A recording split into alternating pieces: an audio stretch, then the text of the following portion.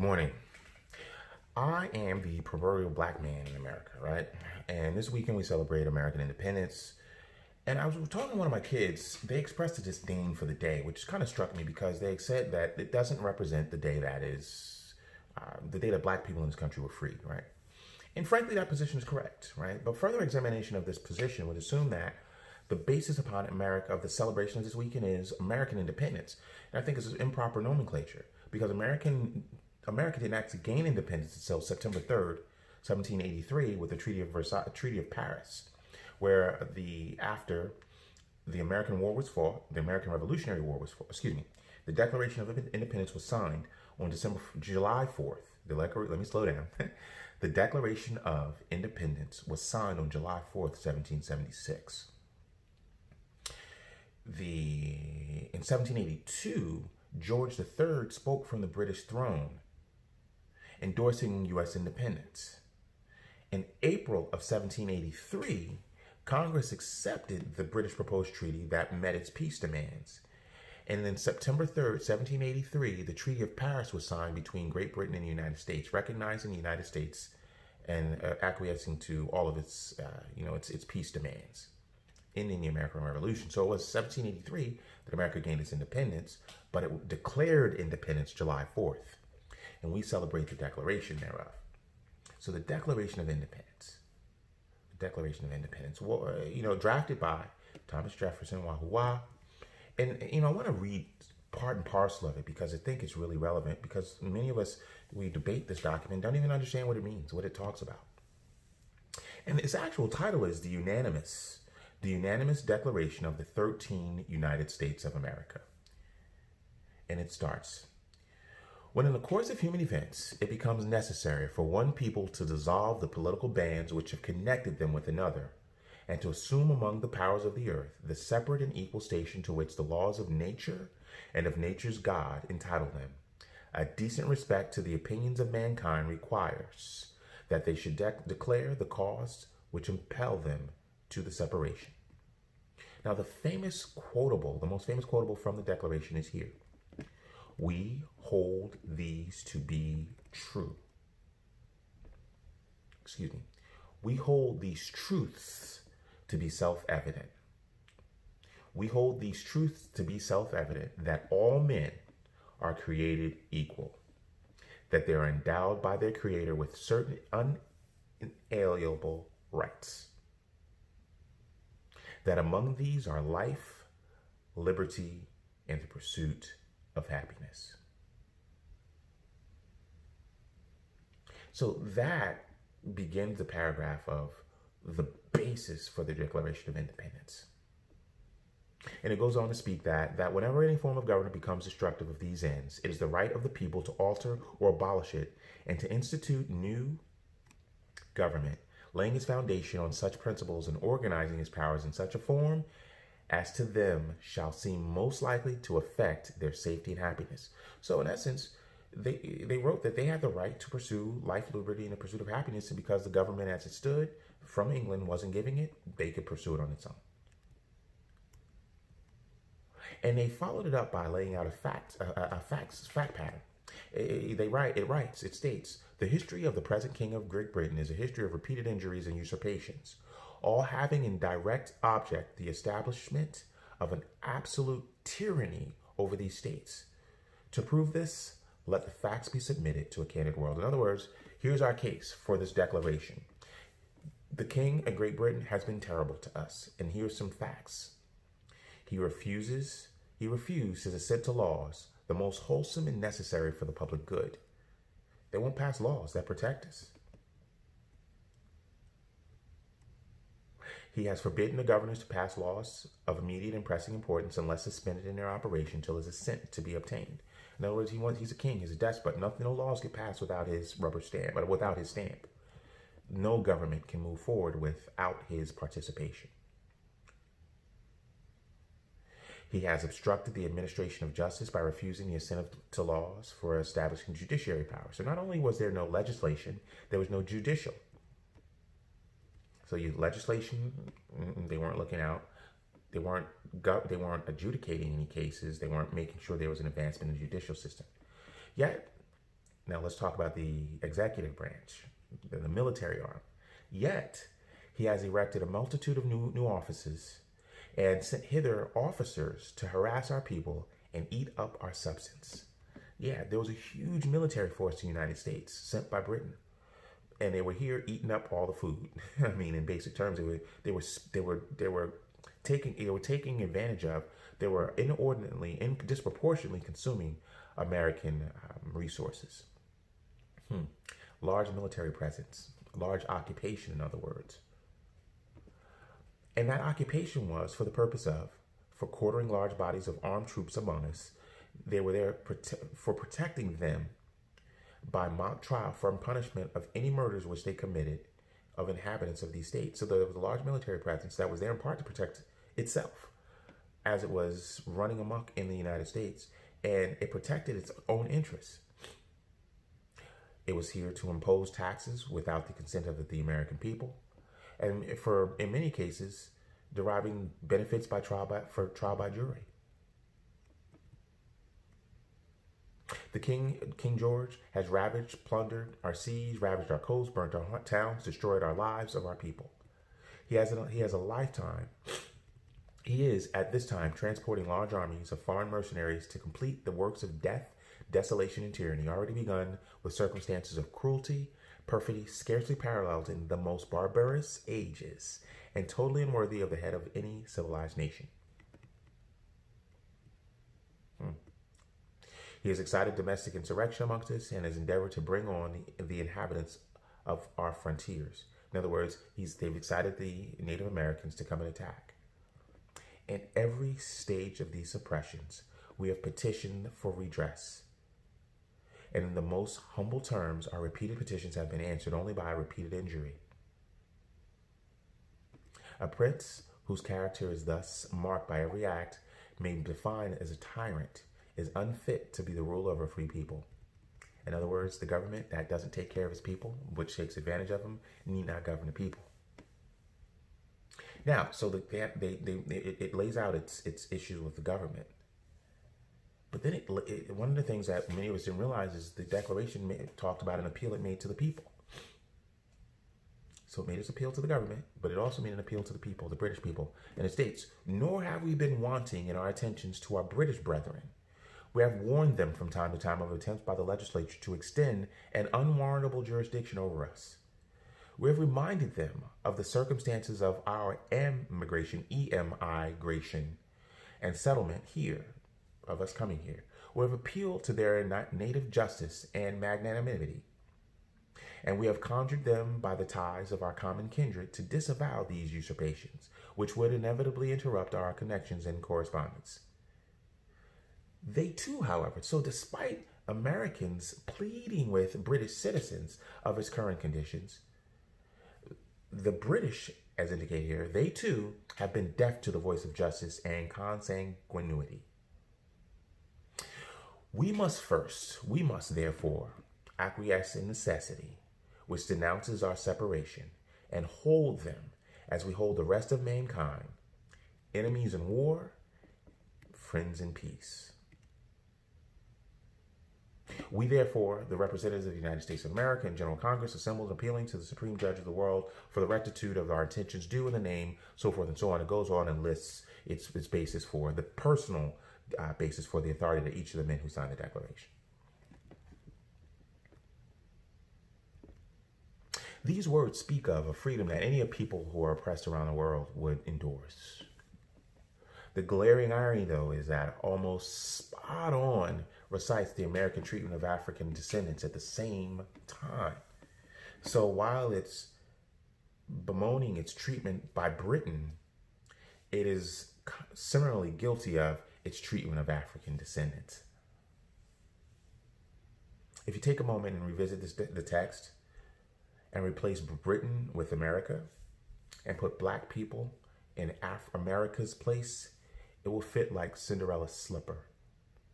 The audacity of a Congress to posture for freedom while at the same time pursuing an aggressive, harsh, cruel, void of moral system based on slavery is beyond belief.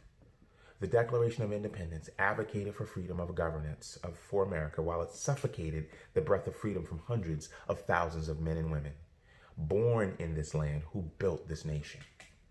It was not until the Emancipation Proclamation, the 13th Amendment, then Juneteenth, Liberation Day, Jubilation Day, aka Freedom Day, in June 1865 that Black people were granted governmentally endorsed freedom and were released from slavery.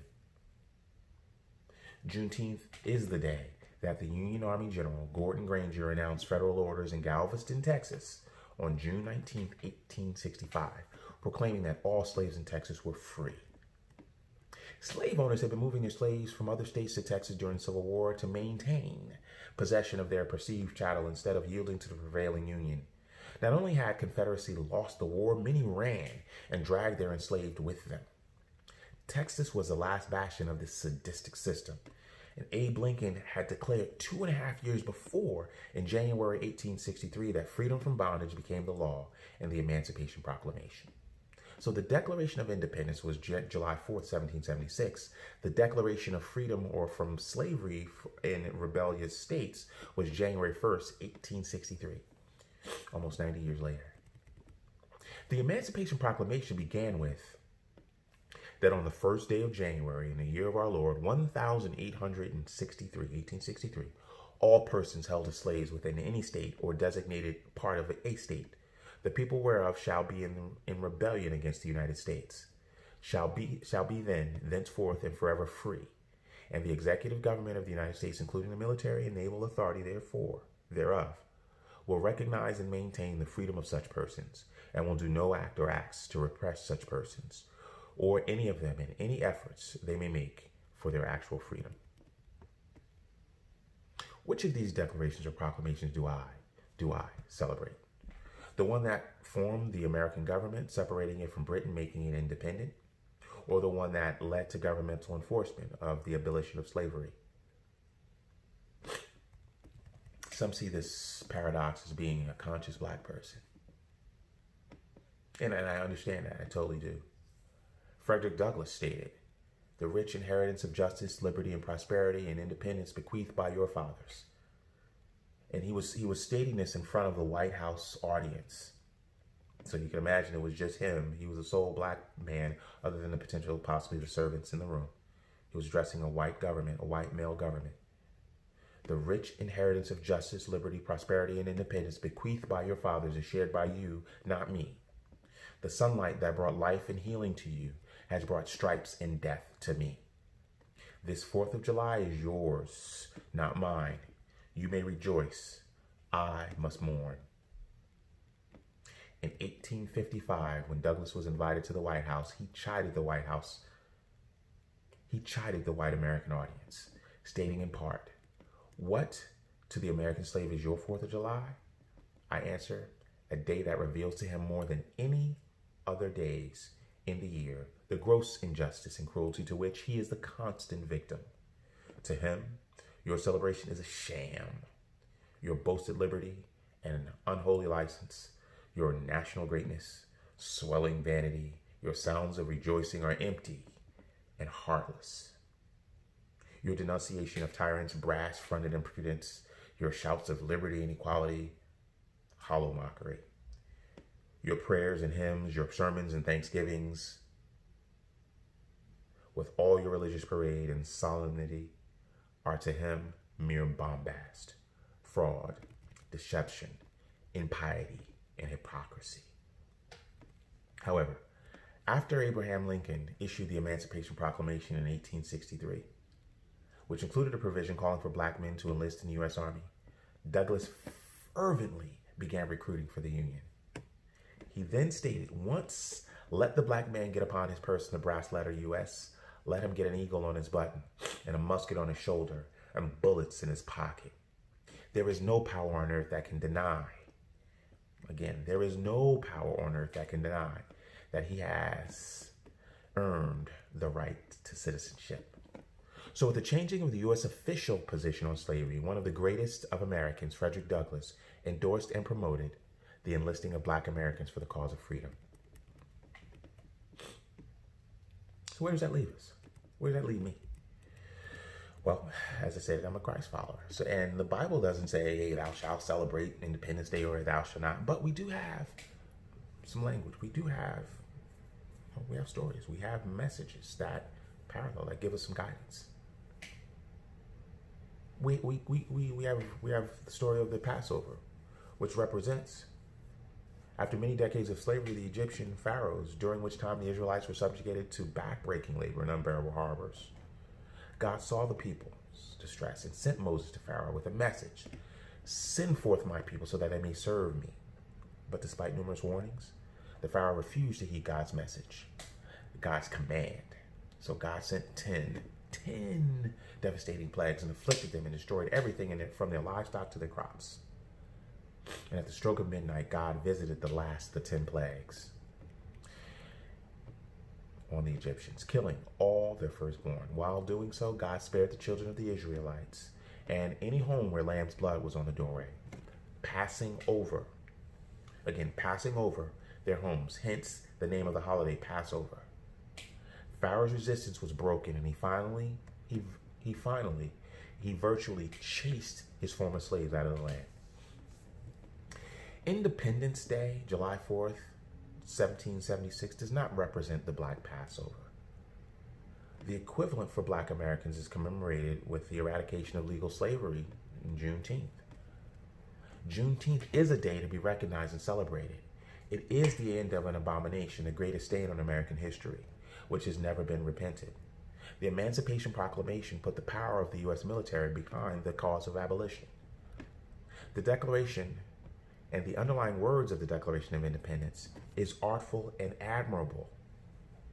They relieved and overtaxed people from the monetary obligations of its mother country and allowed it to pursue its own governments by its own elected officials. However, it did such while ignoring the subjugation of some of its own.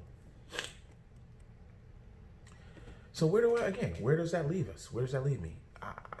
I personally have and always have declared myself a patriot.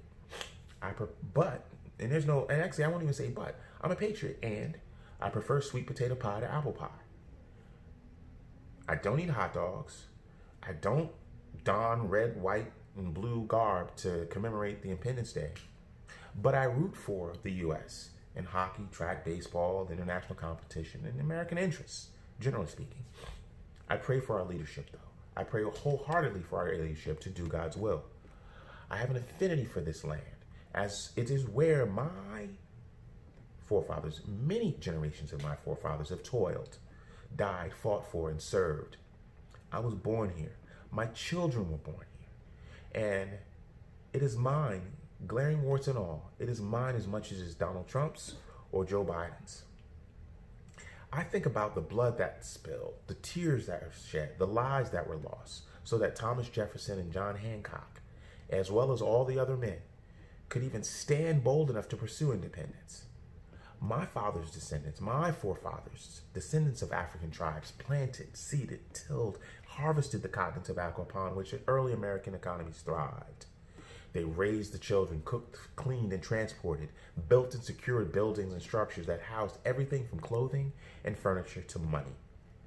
The words of the Declaration of Independence did not ring true for the enslaved in 1776. However, I am the grandson of 2 war vets and have a history in this country of at least 7 generations, longer than that of our current president.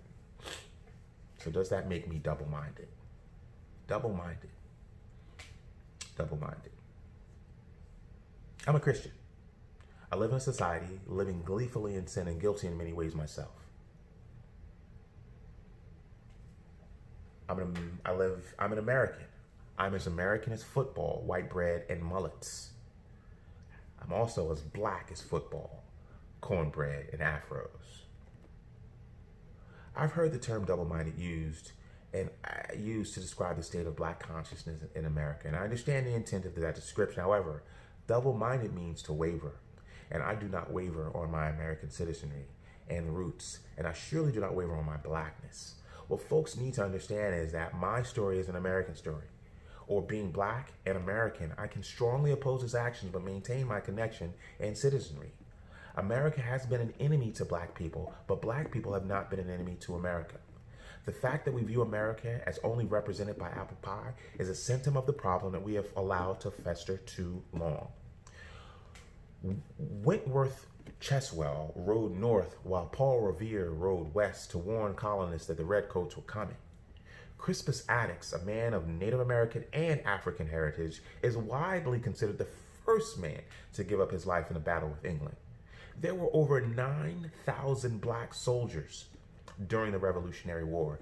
Notably, the average time that they served during the war was 4.5 years, due in large part because many served their entire 8-year stint, which was 8 times longer than the average period for white soldiers. Meaning that while we were only 4% of the manpower base, they comprised around a quarter, 25% of the Patriots' strength in terms of man hours.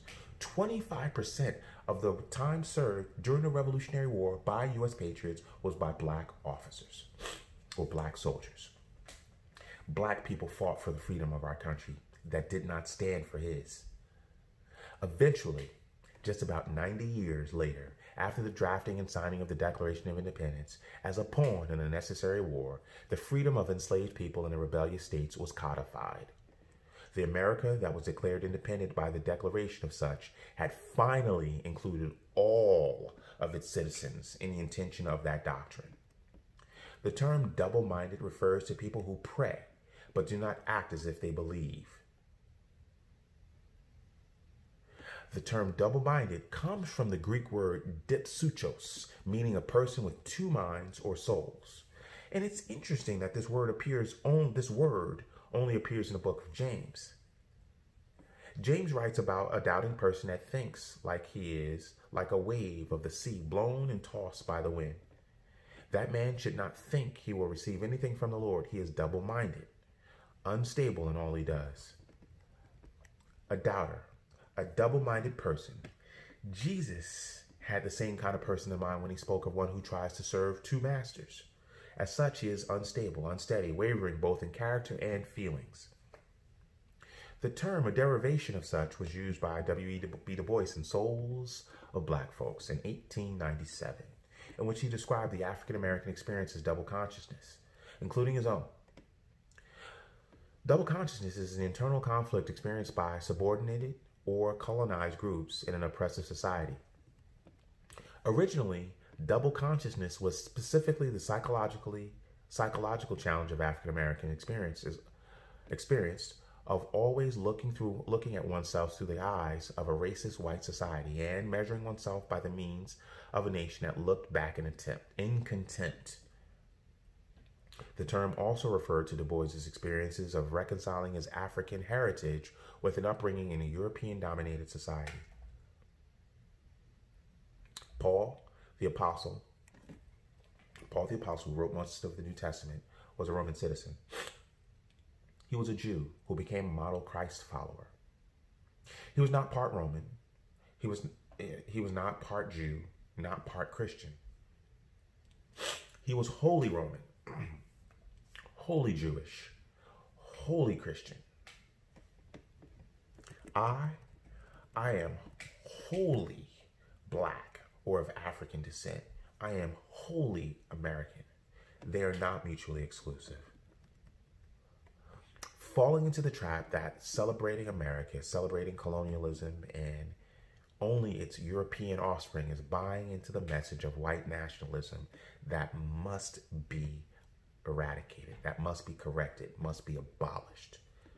Though Wentworth Cheswell did not get props, he did not get the props of Paul Revere because of his African ancestry. Though Crispus Attucks did not get the same, he does not recognize an American martyr because of his pedigree. Though the 54th Massachusetts Infantry Regiment, the Union Army's 2nd African American regiment in the American Civil War, which we're familiar with because of this portrayal by Denzel and Morgan Freeman in the movie Glory. I'll give you some quick detail on that. As we know, as part of an all-black brigade, they successfully attacked entrenched Confederate militia at the November 1864 Battle of Honey Hill. In mid-April 1865, they fought the Battle of Boykins Mill in South Carolina that proved to be one of the last engagements of the war, speaking about the souls of black folks. This story speaks to our forefathers. This unit, this 54th Massachusetts Infantry Regiment, was ordered to countermarch, march back 10 miles from its insurgents because a locomotive, a train carrying wounded Union soldiers had broken down. There was no way for this train to move, so the soldiers tied rope to this train and pulled it. The soldiers' men pulled this train, its engine, its cars, and these wounded white soldiers for 3 miles. They were able to get it to a camp where they then attached some horses, where they pulled it an additional 10 miles. For 42 hours, these men pulled a train full of their fellow Union soldiers, saving them. They are an example of soul.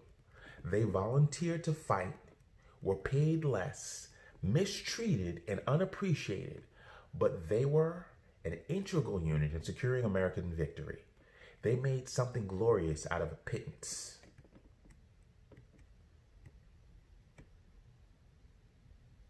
Were they American? Were they patriots? Is celebrating them an American thing or a black thing? Is it both? There are many things that the devil is good at. And though there are many issues that we have in this country of ours, he authors a confusion. The devil authors a confusion and a false narrative that benefits white supremacy and alienates people of many backgrounds that have an ancestral, cultural, familial connection to the birth and growth of the U.S. Just as I am the child of God who believes that in him there is no Jew nor Greek, no slave, no free, no male, no female. We are all one in Christ. I know that in this country, we are far from the utopia of God's kingdom.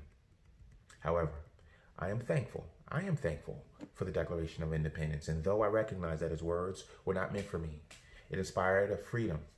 It inspired a freedom that birthed the country, that produced warriors who fought for it, who fought for its words, to apply for it to all of its people. I do not buy into the foolishness that July 4th is a white holiday. Pride in America is not pride in white stuff. Frederick Douglass, Phyllis Wheatley, Joe Louis, Little Richard are all made in America, and just as American as Abe Lincoln, Babe Ruth, and Elvis. Until our nation's politics embodies the words of the Declaration of Independence and resembles the kingdom set forth in Galatians 3:28, let's try to aspire to use days like Independence Days as a reminder of the work that this country needs to do to stand up for all of its people who have stood up for it. Peace be with you.